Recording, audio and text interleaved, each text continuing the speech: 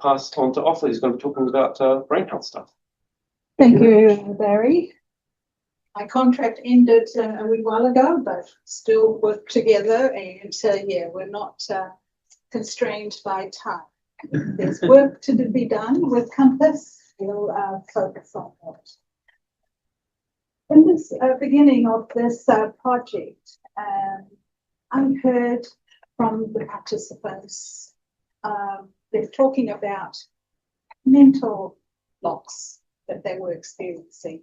They talked about memory loss. So we continued our Palanor with, as time passed, I was hearing other messages from them. They began to talk about their own building blocks. So the focus on this presentation will be on the building blocks that the participants have identified for themselves and developed. And as we go through this Palanor, I hope the strengths of the communities involved here will be more evident. So, brain disorders, as you may know, have debilitating effects on one of our most underserved population groups, specific older adults. The diagnosis of various common brain disorders such as stroke, brain injury, dementia, and anxiety issues are largely based on Western concepts, not easily transferred into the holistic perspectives of wellness and well-being that are typical of Pacific epistemologies.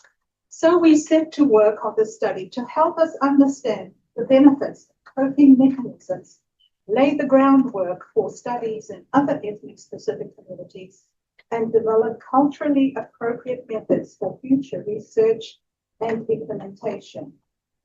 Our aim was to investigate how Pacific older adults engage with and participate in wellness and well-being service provision and social contexts.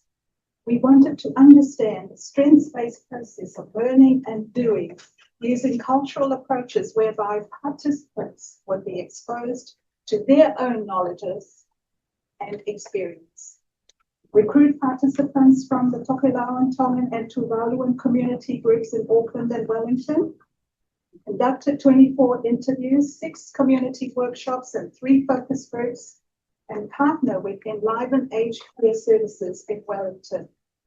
Our Palanor, or dialogue with everyone engaged in the study, created a discrete collection of data and resources to understand what is currently happening and what the enablers and challenges are to supporting the wellness and well-being of Pacific older adults in the current climate.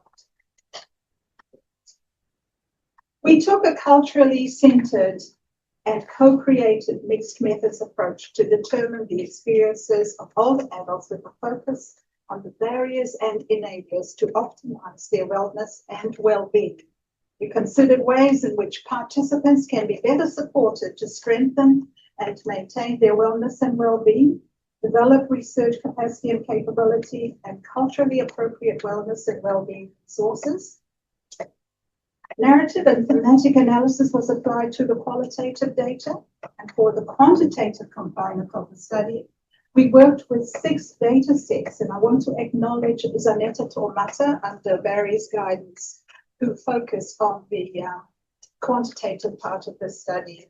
Those 6 data sets include the Interride pharmaceutical collection, privately and publicly funded hospital discharges, the program for the integration of mental health and chronic conditions.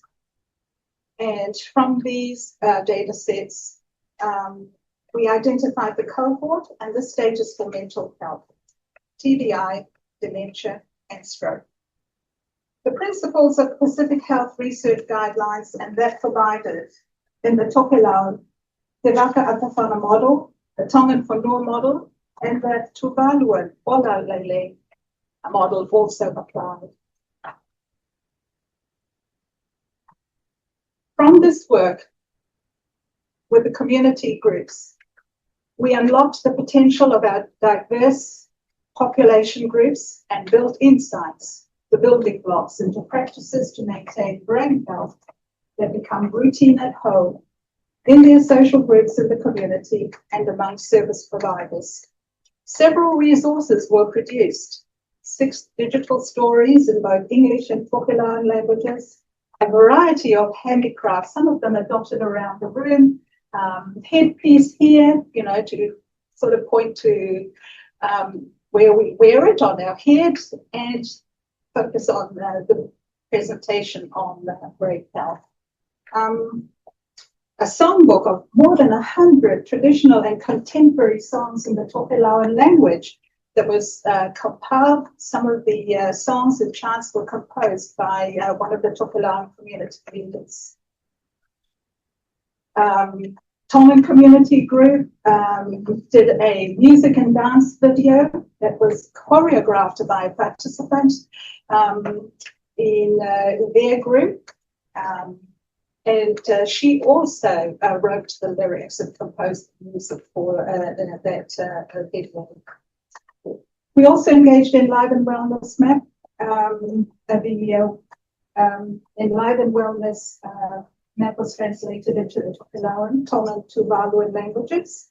And as a result of that work, we were asked to translate it also into the Samoan language. Access to publicly funded services was mixed amongst our participants. But on the other hand, family, social, and community support was very strong. And those are key results that came out of this work with our 3 community groups. The figure here shows the prevalence of the 4 brain-related conditions in our 3 ethnic populations, Tokelauan, Tongan, and Tuvaluan. You will see that the 50-plus age-specific prevalence varies by ethnicity. The prevalence of mental health service use is the highest in our 50-plus Tokelauan population at 37.7%. Also, TBI in the Tuvaluan population at 3.2% is around half that of both the Tongan and Tokelauan groups. Both Tongan and Tuvaluan groups have similar prevalence for dementia, and the Tongan group seems to have the lowest prevalence of stroke among all 3 ethnic groups in the 50-plus age band. Overall, the crude prevalence of mental health service use was 37.7%, 31.9%, and 26.1% for the 50-plus population among our Tokelauan, Tongan, and Tuvaluan ethnicities, respectively. Followed by the crude prevalence of TBI to be 6.8%, 6.1%, and 3.2%, and dementia to be 4.7%, 5.2%, and 5.1%, and lastly, stroke to be 6.1%, 3.8%, and 5.1% for the age 50-plus population of our Tokelauan, Tongan, and Tuvaluan ethnicities, respectively. And as I mentioned, Senator Tora was responsible for this work, and she did an amazing work. And she's not here because she's doing postdoctoral research work in the United States of America. She's a role model for emerging Pacific research scientists, and I'm very grateful to you, Barry, and the team for the support and guidance provided to Zanita throughout her time with us in this study. To the best of our knowledge, this is the first study to date that estimates the prevalence of these 4 brain-related conditions: mental health, traumatic brain injury, dementia, and stroke within the 50-plus age population of New Zealand's 3 specific Pacific ethnic groups, Tokelauan, Tongan, and Tuvaluan. We have shown that there are ethnic-specific differences for New Zealand's Tokelauan, Tongan, and Tuvaluan populations and the 50-plus age-specific prevalence estimates for these brain-related conditions. This work highlights the need for ethnic-specific research to identify the unique factors impacting wellness and well-being for our older populations, and that the approach applied to a broader classification of Pacific ethnicity may not always be appropriate. We recognize that we have only ascertained cases that have been identified and coded for our 4 brain-related conditions. A substantial number of people with these conditions living in the community will remain unidentified and or uncoded.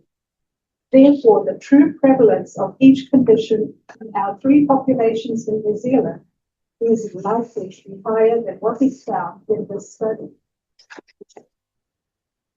Our case identification methods detected cases that were assessed in secondary or tertiary inpatient settings and or received medication for that condition. In New Zealand, some of these conditions are not coded in secondary or tertiary outpatient settings, example, dementia, and may only be known to primary care. Therefore, those cases will not be identified as New Zealand lacks access to primary care data. Additionally, in the case of mental health and dementia, there may be either social stigma to receive care, or if a family member is caring for that person at home, then they may not have had an inter-eye assessment to access publicly funded home support services or aged residential care. Therefore, the accurate estimation of all individuals from these three ethnic populations with any of these four brain-related conditions living in the community would require a community-based prevalence study. This work should inform policy, as we have shown that there are ethnic-specific differences in the 50-plus age prevalence estimates for these four brain-related conditions. Hence, this would reinforce that the one-size-fits-all approach applied from a broader Pacific grouping may not always be appropriate. The difference in prevalence estimates will reflect the unique cultural factors for each Pacific national that impacts wellness and well-being for New Zealand's age 50-plus population. This study strengthens the building blocks to brain health among Pacific older adults in New Zealand by highlighting the importance of ethnic-specific and culturally appropriate well-being approaches among our diverse population groups. The need for publicly funded services to be responsive to the needs of our most vulnerable and yet most valuable resource in the community, Pacific older adults, and the importance of greater community education and engagement to improve timely access to services, early diagnosis, and support. And I've listed some of the references here.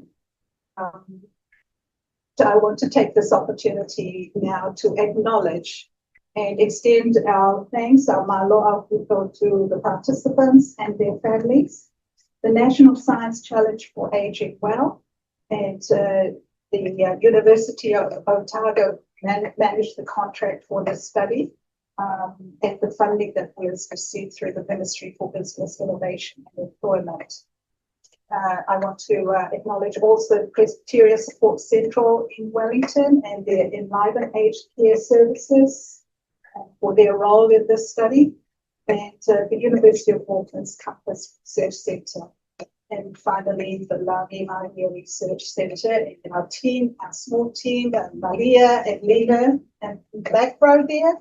And not forgetting Zanetta in the US and our intern from School of Biomedical Sciences at the University of Auckland, who spent the summer 2023-24 with us and provided some assistance, but also gained experience on the brain health project. And so I leave you with this Tongan proverb, Polo petu'u e koingalu e fasi. Stand firm, and this is what the communities also felt through this study, that they are empowered and they're given confidence and the opportunity to articulate their own voices, inform the resources they wanted to develop for themselves in order to engage their mind and stand on the strong foundation that they've been established for themselves with our support for eventually, ultimately, the women's will break. Thank you. I might have missed it from the beginning, but the Samoa and New Zealand are the largest ethnic group here. Was there a reason why people don't submit? Yes, definitely, and we acknowledge the Samoan population is the largest Pacific population group in New Zealand. We have an opportunity here to engage small Pacific groups whose voices are not heard or are often overlooked in research. And that's important. My preference would be to engage all of our Pacific community groups, ethnic Pacific groups. However, our work is constrained by the funding that we receive. And so it's a matter of prioritize who are the voices we want to hear that we heard before. And also, if I may share a comment I learned very recently at one of our workshops, that it's important that we make the invisible visible. And this is very encouraging to work with our small community groups. They're very shy at first when you approach them, but at the end of our work, they are full of confidence and they're continuing their programs. And it's programs that they are operating in their own way and fully committed to it. And that's the type of program that needs to be supported and funded to enable them to continue that to grow. I had a question just looking into the future of the opportunities to bring on the study into other area conditions like Parkinson's or migraine. Oh, absolutely. There's an opportunity to extend the work.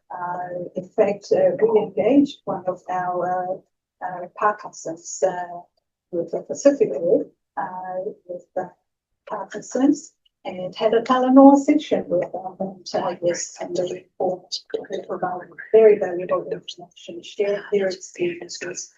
The challenges, of course, that they face, but the fact that all opportunities they see that they can create and develop for themselves. And the knowledge they have, it's important that those connections are taken.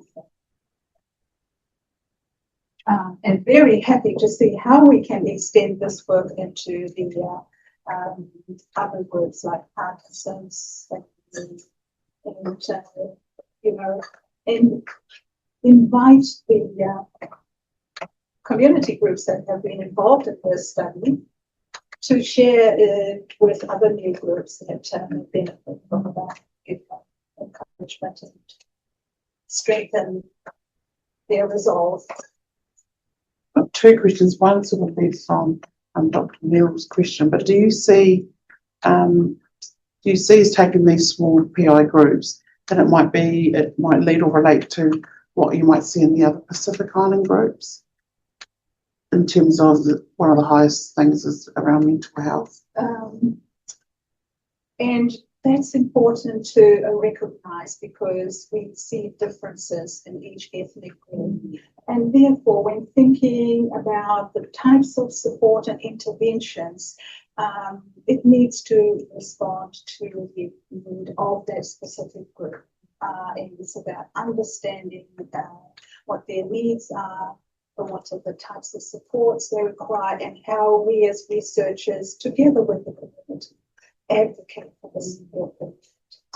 Because I was surprised to see Tokelauan was quite high. Yes. Because in our circles, immigration is quite a big factor, yes, and they don't have that issue. Mm. And so I was surprised to see that mental health for Tokelauan is quite high. Yes.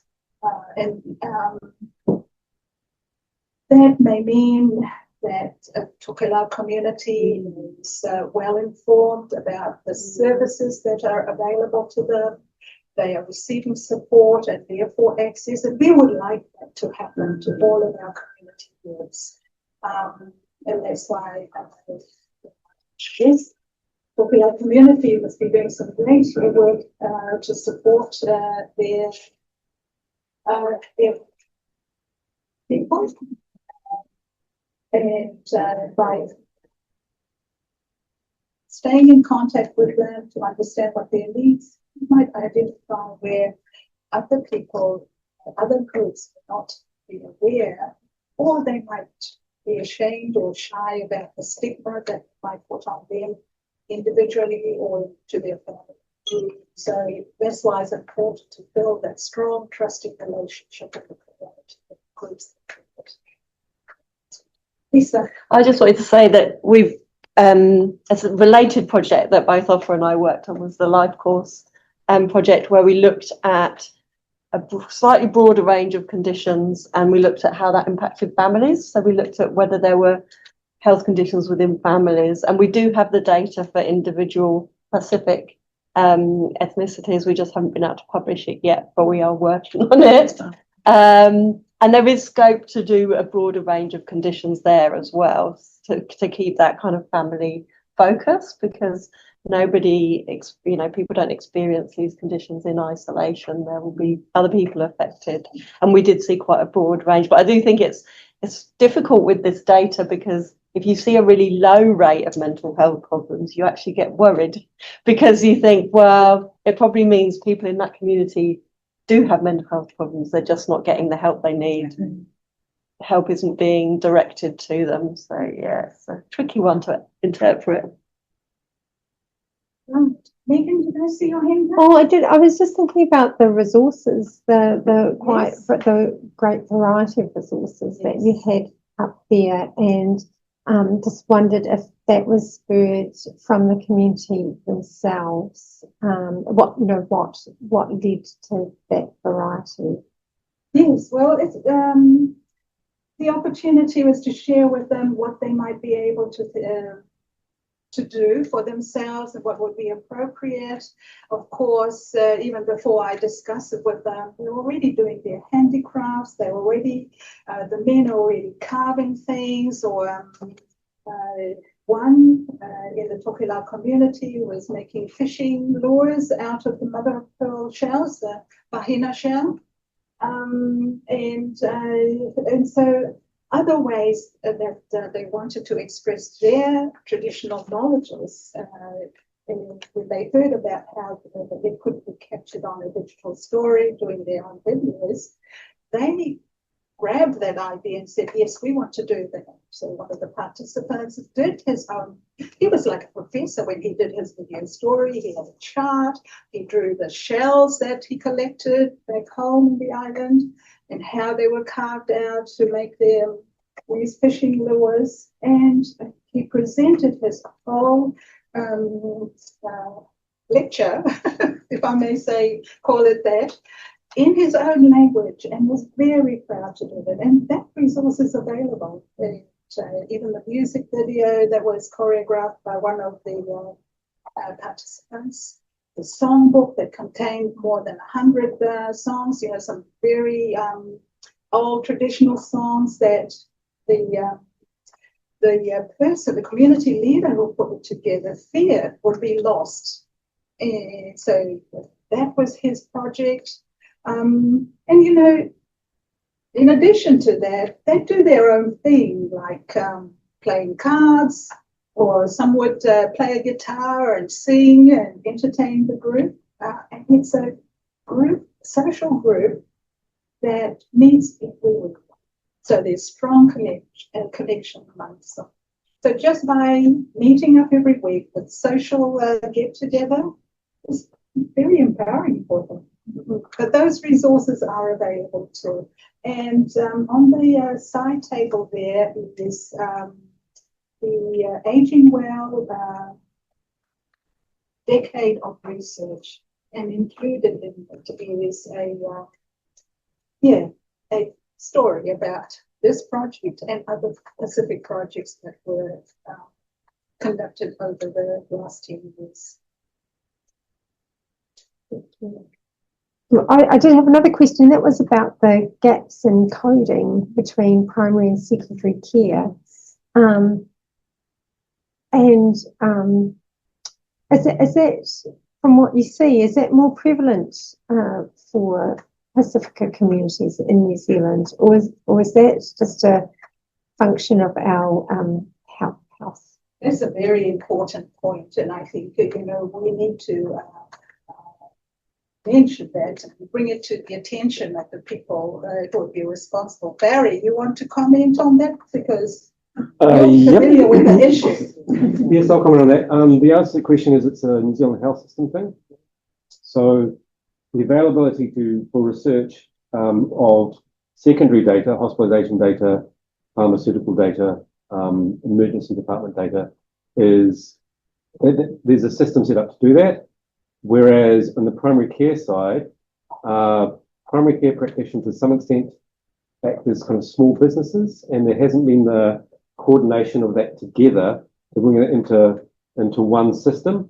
There was work going on over the past 3 years at Patu Ora to do that, but I believe that's been put aside, and that decision was made in the last 6 months, 12 months or something like that. But it's very difficult. I think the hospitals have always been driven centrally, and so have been more or less told, collect data in this way and then we'll collate them at the national level, and that's available since 1988. GPs collect things very differently from each other on very different, sometimes in very different systems. There's one or two that dominate, the systems that dominate, but there's been moves to try and bring that together, but it's got lots of issues, I think.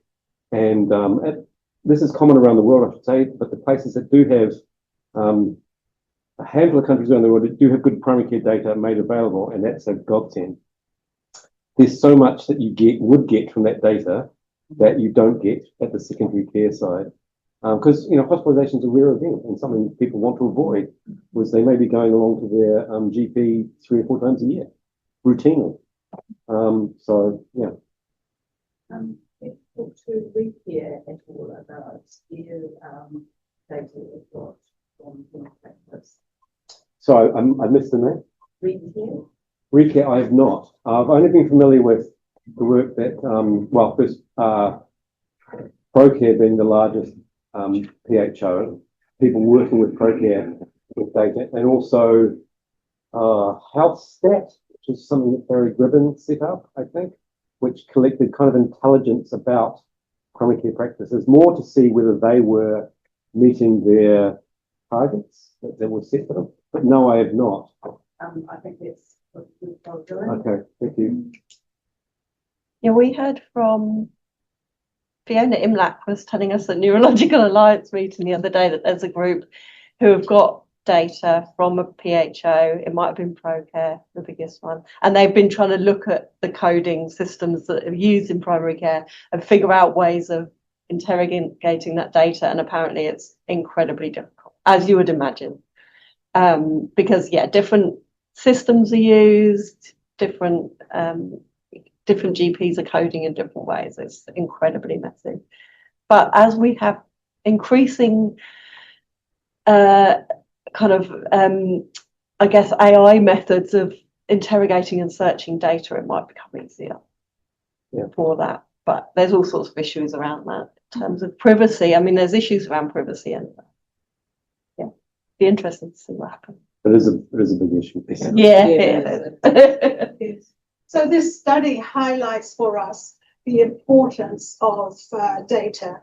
We know that data is powerful, but even more powerful when it's accurate and we can put it to work for the right reason, for the right population group. And that's important for Pacific because there's so many gaps in our Pacific data. So we rely on the research and the Compass team to keep flying that flag and ensure that we can find ways to improve the data to inform our work. Thank you very much.